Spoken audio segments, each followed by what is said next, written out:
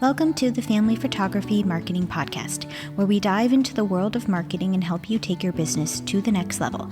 I'm your host, Fiona, a marketing expert with 10 years of experience in the family photography industry, and in each episode of this podcast, I'll be sharing my insights and strategies for successful marketing to help you navigate the ever-changing landscape of digital and traditional marketing techniques. So whether you're just starting out or looking to fine-tune your marketing approach, this podcast has something for you. So join me and let's get started. Welcome to the Family Photographer Marketing Podcast. This episode is going to be a little bit shorter because I know we're all in the middle of busy season, myself included. So I just wanted to share with you a really simple marketing reframe that helped me when I was in growth phase myself. So I was listening to a podcast and I can't remember which one it was, but I know that it's no longer on the air, so I can't really go back and credit it even if I wanted to. But basically it was a graphic designer and she was talking about marketing, and her main branding package is a collection of kind of complicated elements. So she has to meet with the client and then she has to do the work, and there's a lot of moving parts.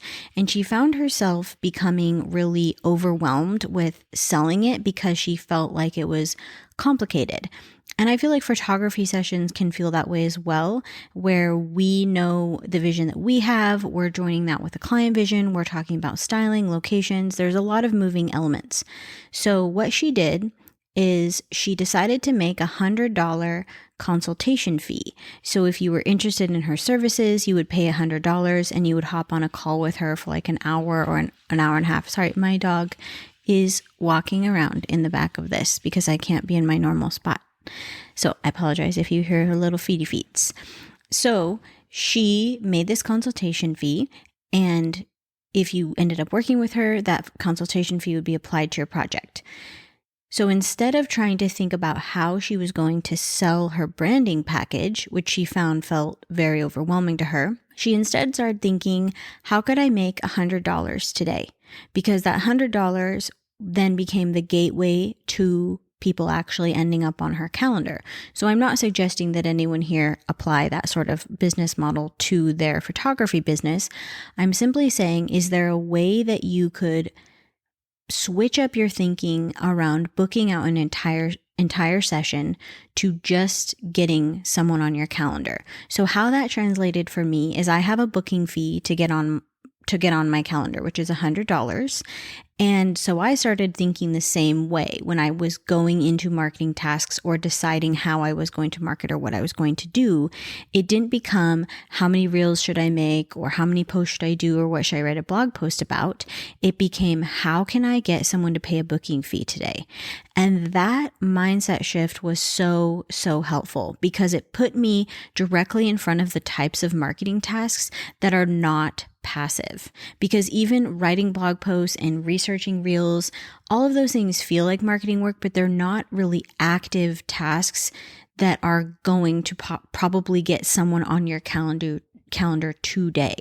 So I started thinking about this $100 booking fee almost like a physical product. Like if I had a $100 dress and I was trying to sell it today, what sort of actions would I take? I would probably make a post or multiple posts about it, talking about the features and the benefits. I would share it with my friends and my family. I would reach out to people that I know were possibly in the market for a dress. I might post on multiple groups. So suddenly I have this thing that I'm trying to sell. How am I going to sell it? And we can take that and apply that same mentality towards the booking fee to get on your calendar. So it no longer feels so overwhelming when you're trying to quote unquote sell an entire photography session. It's how do I make $100 today? And I really credit this mindset with pushing me, especially through slow season. So right now, I know it's tricky depending on where you are in your business, because I've been in many different seasons of my business, and I know I've had falls where I felt like I wasn't busy enough, and I felt like I was missing out on the fall rush. I've had falls that felt perfect, and I've had falls that felt too busy, and then the same thing with spring and summer. Although I will say I've never had a spring where I was like, oh my gosh, this spring is just so busy. I don't know what it is. this, but eventually I will have an overwhelmingly busy spring, maybe one time in my life. But reframing this in this way to really, really simplify what our desired outcome is, which is getting someone on the calendar, and what that means mentally, can be super helpful in terms of deciding where we're going to spend our time marketing and what we're going to do. Now, like I always say, this is going to be much more successful, this mindset shift, for people who are already have built out or in the process of building out a trustworthy brand. So when I say trustworthy brand, that means a consistent portfolio, you're easy to book, and you have educational resources available. So people do not feel like they have to reach out to you to ask a ton of questions to gain clarity around your brand. Actually, just saw this posted in a Facebook group, which is something I like to look at for market research. And someone was like, I'm really having trouble booking my fall minis.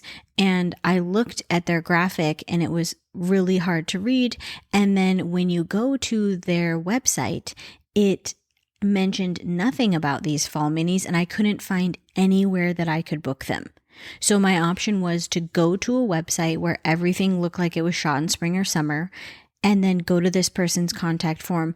I would have to go back to the graphic to get the details about what dates we're even talking about if I was going to write into her. So for example, on the client side, if I was going to say, oh yeah, I want to do this tree mini on November 15th, and then I go to your website and there's nothing on your website at all about these tree minis and there's no way to book them, that is such a confusing path for a potential client. They're going back to the graphic to try to get the details to then add it to your contact form to write into you.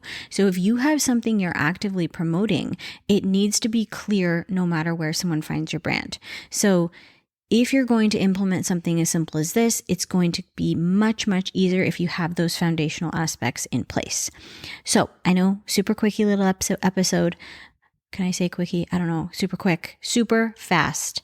I hope that it is helpful and it can help you think about what marketing tasks, I'm really struggling with that word right now, tasks would help you get bookings on your calendar today instead of spending time up in the airy lofts of marketing where it feels a little safer. You're doing things that are a little more passive. I want you to really zero in on those active marketing activities that could land someone on your calendar today.